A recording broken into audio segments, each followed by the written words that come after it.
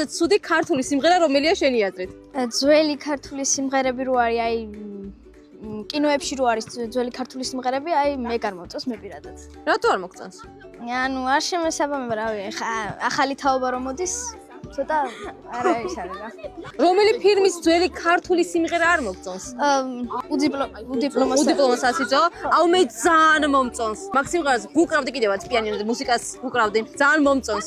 კარგი, კიდე რომელი ფილმის მუსიკა არ მოგწონს, სიმღერა არ მოგწონს შენ? სიმღერა დანარჩენი ყველას მომწონს. დანარჩენი მარტო კონკრეტულად უდიპლომოსაციცოს სიმღერა არ მოგწონს. ზოგადად ქართული სიმღერები როგორია შენი აზრით? აია? კი, ჩემთვის კარგია. გვაქვს ხო ქართულის ნიჭი რომ იმღეროთ კარგად? კი.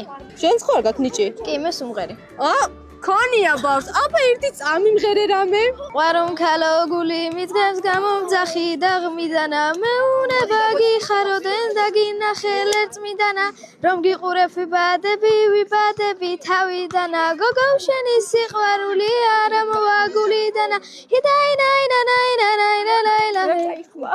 ძალიან მაგარი ხმა გაქვს. ამა შენ ბუსკვერცხი მიდი გახსენი და კომენტარებს დაწეთ ვის გაქვს ესეთი მაგარი ხმა.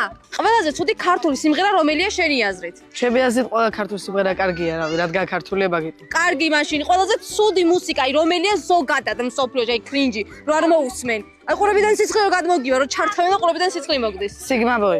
Sigma Boy. მეც არ მომწონს Sigma Boy. კიდე რა? Sigma Girl-ი როა კიდე რა. არ ვიცი თუ არსებობდა. კიდე.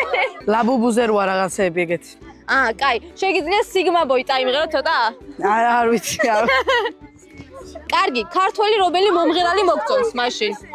თუ ესეთი კარგები ვართ ქართველი? ნინო ჩხეიძე. ნინო ჩხეიძე? რომელი მუსიკა მოგწონს ნინო ჩხეიძის? არ ვიცი, მომღერალის ნაწყვეტები რომ აქვს შეხვედრილი, ყველა მომეწონა რასაც მოусმენი. შენ ბუსკვერცხი მიდი გახსენი და გვარდას. აი ესეთი საყვარელის ქვიში ამოუვიდა.